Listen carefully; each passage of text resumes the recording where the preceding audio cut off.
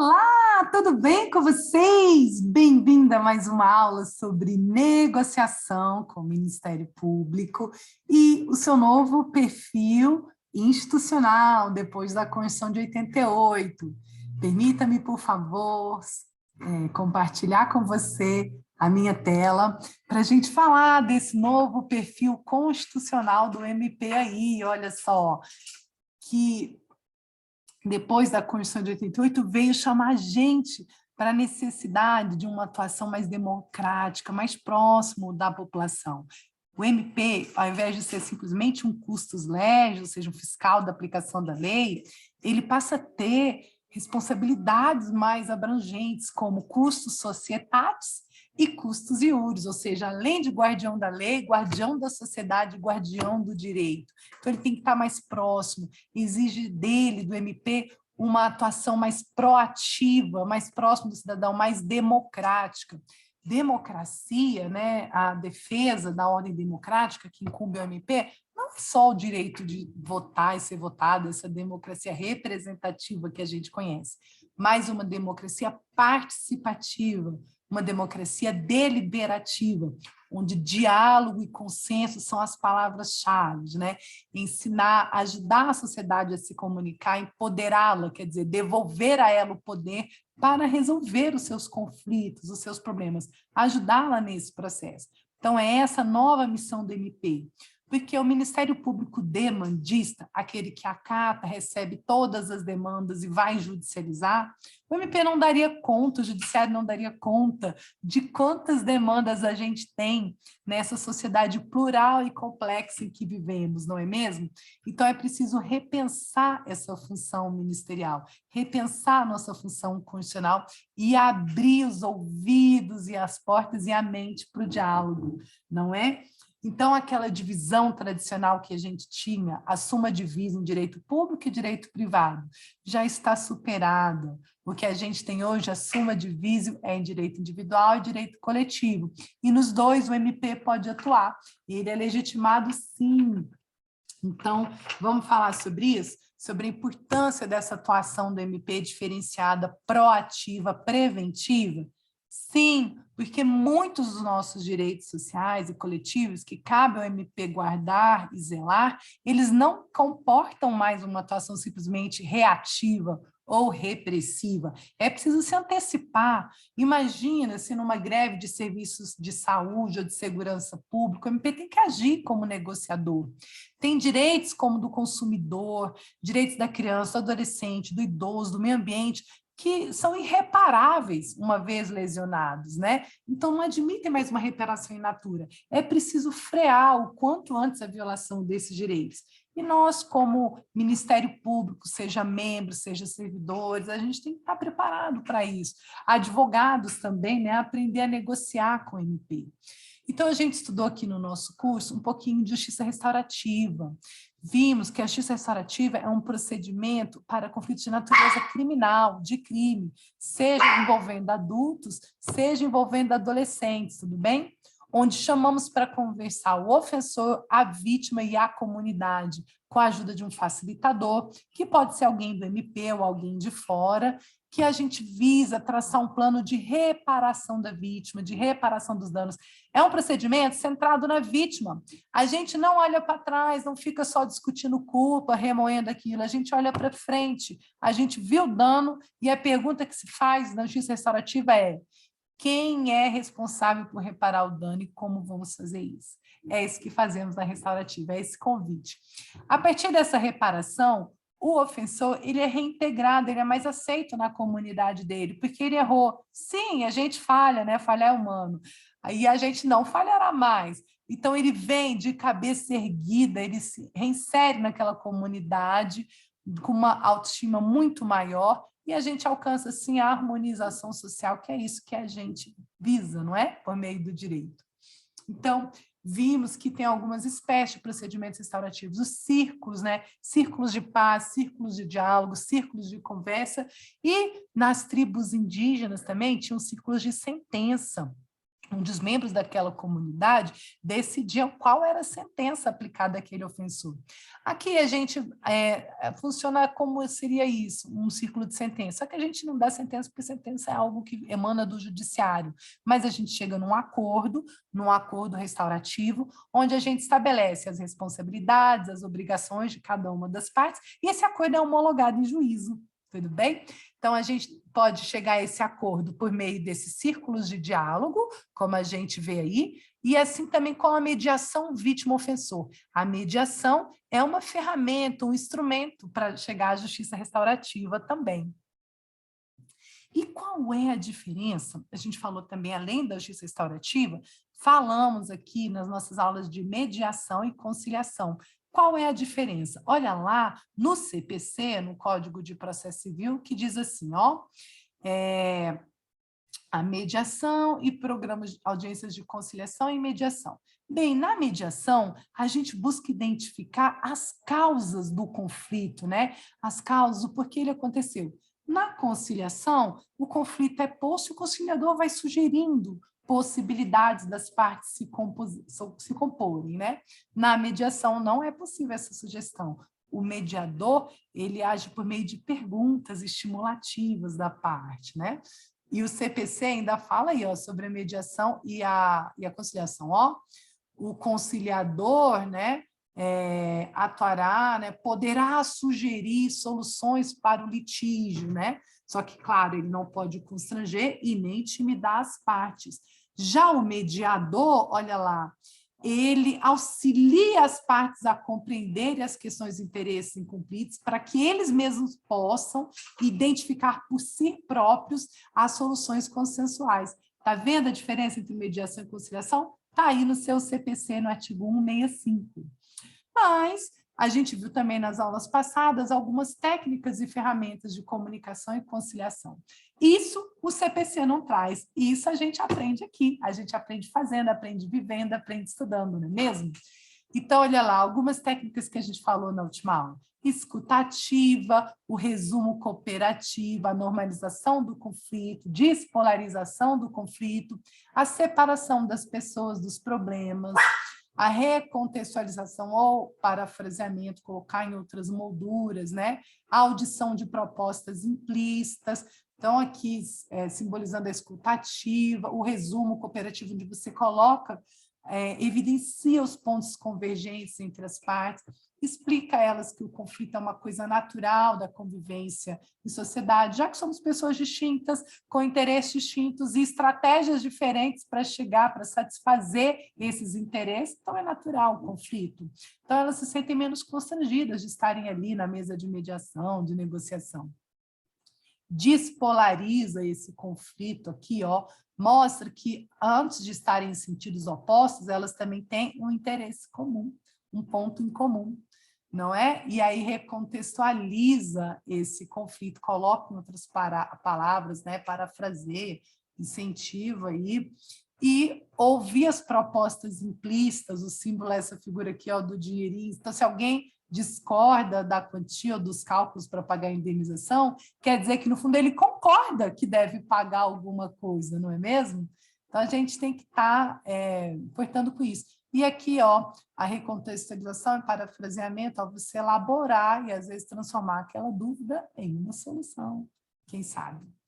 Outras técnicas que a gente viu ali também, ó, por exemplo, o afago ou reforço positivo, você enaltecer, salientar um elogio sincero para aquela postura do mediando, que é favorável à negociação, à mediação, aquele que se comportou legal.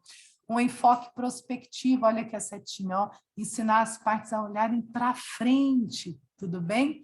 O silêncio também, o silêncio pode ser uma arma poderosa, feito no momento certo, para fazer as partes pensarem, refletirem, né, sobre o que elas estão fazendo. As sessões individuais com cada mediando, também chamada de cálculos, onde a gente ouve quando as partes têm um sentimento mais forte para expressar, ou uma preocupação mais severa. Então, é importante fazer uma pausa na mediação e ali conversar com aquela parte para ouvi-la, né? Outra técnica que é a troca ou inversão de papéis. Olha lá, o homem se escovando e a mulher se barbeando. Vê como um se sente no lugar do outro para poder entender o ponto de vista do outro, não é mesmo? Fazer perguntas às partes para geração de opções. Então, se você indagar por que elas querem aquilo, talvez elas consigam pensar em soluções melhores para atingir aquele objetivo. O teste de realidade, olha essa mocinha aqui no mundo da lua. Então, às vezes, você faz algumas perguntas assim, para a parte, para ver, para que ela possa perceber o quanto o que ela deseja no interior dela, muitas vezes é dissonante do que o mundo exterior tem para oferecer, né?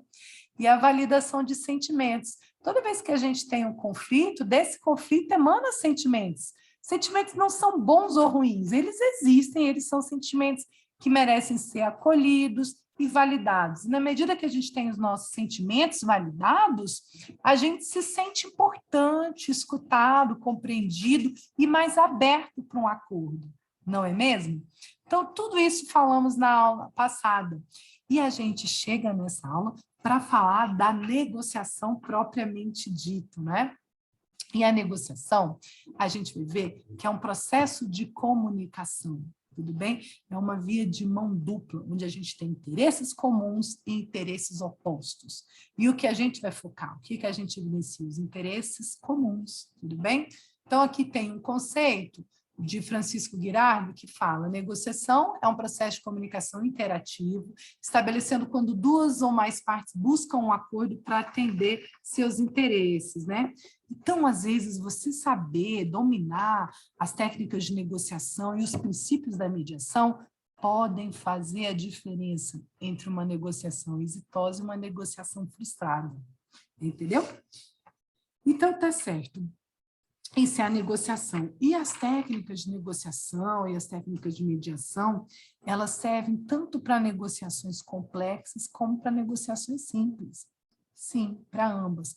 Você já percebeu que a gente negocia muito no nosso dia a dia? A gente está negociando o tempo todo. Você está negociando desde um desconto para pagar à vista, ou de um parcelamento, em quantas parcelas você vai pagar. Negocia saideira com o garçom, negociar da nossa vida no dia a dia. Então, é importante que a gente esteja preparado para negociar. E a gente pode negociar desde essas questões simples às mais complexas. Então, vamos estar aptos para isso. Essas fotos aí que eu coloquei, da Starbucks e da Kraft, é para mostrar uma situação que ficou aí, uma questão entre eles que durou 3 anos para ser resolvida. Enquanto isso, eles perderam muito dinheiro. A Starbucks tinha feito um acordo com a Kraft para distribuição do seu café, em pó solúvel, né, nos supermercados. E quando fizeram essa negociação, ainda não estava na modinha do café em cápsula. E a Kraft era quem fazia essa distribuição. E o café em cápsula era apenas para as máquinas da Kraft. Só que com a demanda de fazer o café para as máquinas Nespresso, Dolce Gusto, etc., de outras marcas, isso não estava compreendido no acordo, na negociação. E a Starbucks produzir violaria o acordo dela com a Kraft. Então, na época, quando a Starbucks fez o acordo com a Kraft, ele era em volta de 500 milhões de dólares. A Starbucks ofereceu 750 milhões de dólares para a Kraft, para poder distribuir o café em cápsulas de outra forma, e a Kraft não aceitou. Não conseguiram chegar a um acordo entre si, tiveram que ir para a arbitragem. Chegou na arbitragem, o árbitro interpretou que a Starbucks tinha que pagar à Kraft o valor de 2,75 bi de dólares, 2,75 bi para poder fazer esse mesmo valor, para poder fazer essa distribuição. A Starbucks ficou super contrariada com essa decisão do árbitro, mas pagou, e aí agora ela está aí, a gente vê no mercado a cápsula da Starbucks, como a gente vê. Mas enquanto isso, enquanto não foi distribuído, enquanto não resolveu essa demanda, ambas perderam muito dinheiro, tá certo? Que falta faz uma boa negociação, ou um negociador hábil, né? Ou a gente pensar que as negociações talvez precisam ter um termo para durar 3 anos, essa distribuição, e que pode ser reavaliada anos depois, e aí, infelizmente, não foram hábeis para colocar essa cláusula, e assim ficou. sobre essa causa, essa dificuldade de negociação entre a Starbucks e a Kraft. Isso foi um objeto de estudo, um case na Harvard Law School, no programa de negociação de Harvard. Você pode ver aí na internet sobre isso, né? E aí, o que acontece com o acordo quando ele se torna indesejável com o passar do tempo. Então, estava lá todo mundo satisfeito com a distribuição do café ali em pó da Starbucks, mas depois veio a situação da cápsula, o modismo, e isso não foi alvo da negociação e ficou nesse impasse. Outra situação também de negociação entre grandes foi aqui, ó, a Fiat e a Chrysler, né? A Fiat, quando foi comprar a Chrysler, fizeram negociação, acordo, e houve um ligeiro erro de redação no contrato, que teve uma divergência no valor de 4,5 bilhões de dólares. Tá? Então, a Fiat teve que amargar esse prejuízo aí, ó, por conta de uma interpretação de uma cláusula, de um erro de redação, que custou tudo isso à Fiat. Então, pessoal, negociar é uma coisa do nosso dia a dia, então é importante que a gente esteja preparado, não é mesmo? E eu quero contar para vocês o último case de negociação entre gigantes. Esse é da Walmart. A Walmart é uma rede americana, deixa eu ver aqui. A Walmart é uma rede americana, né, de varejista, é a maior.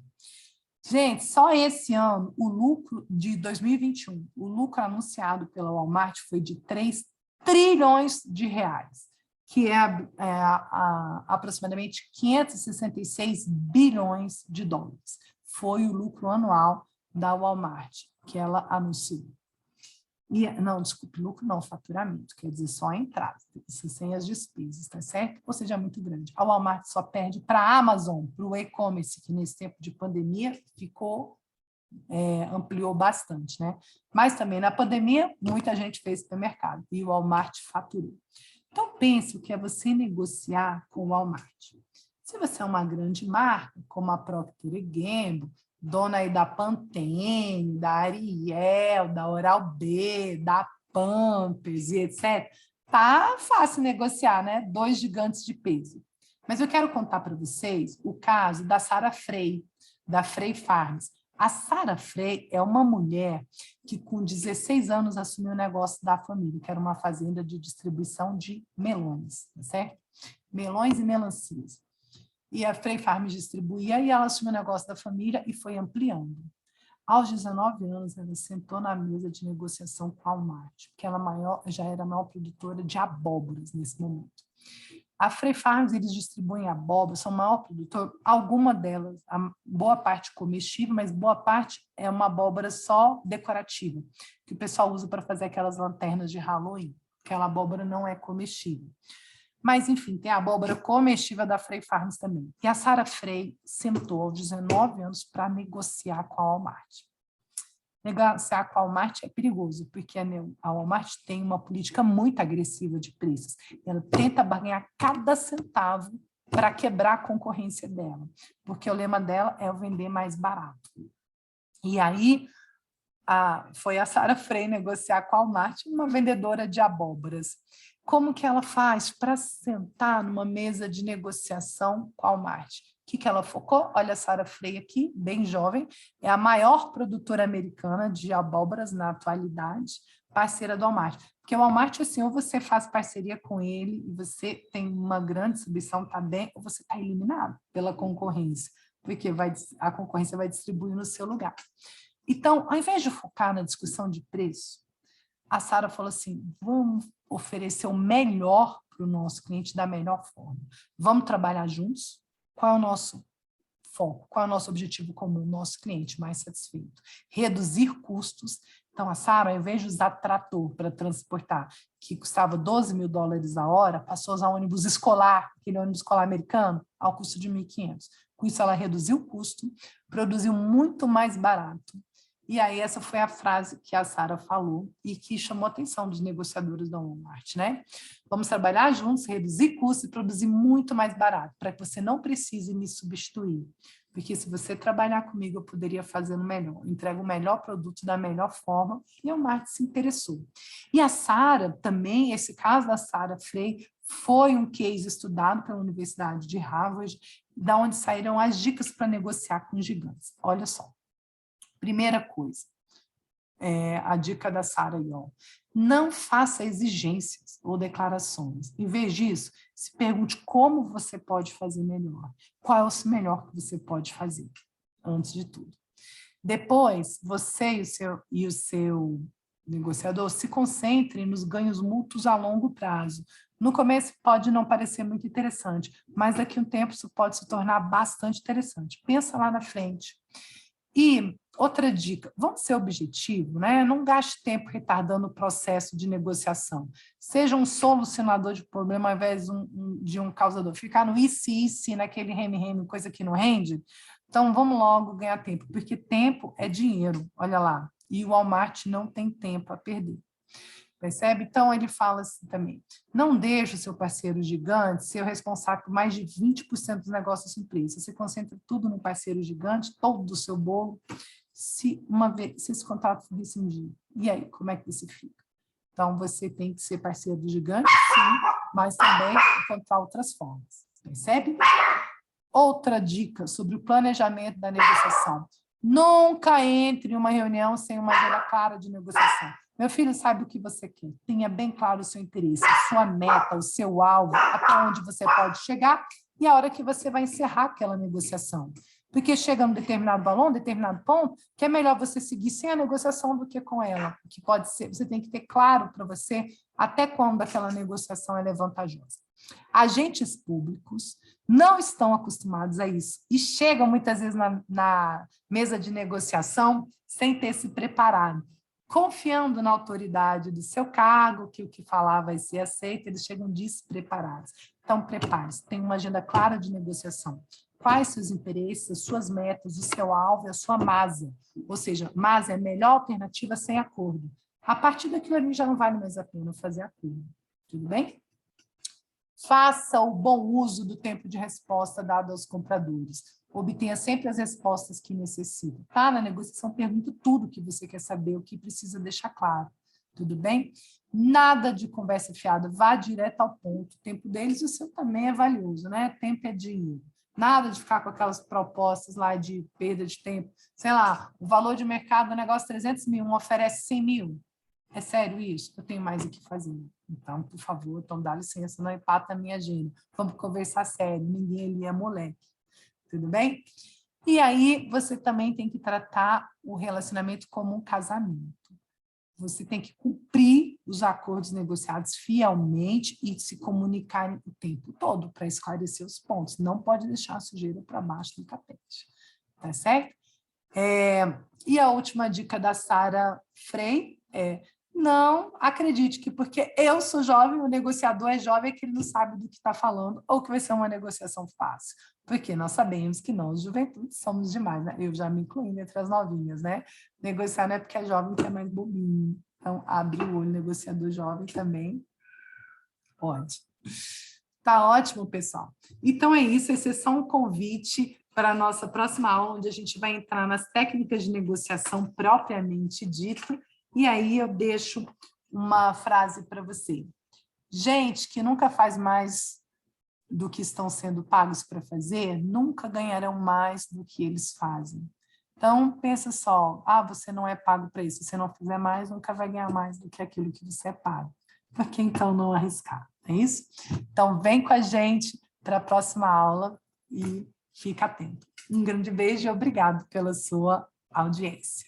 Até mais!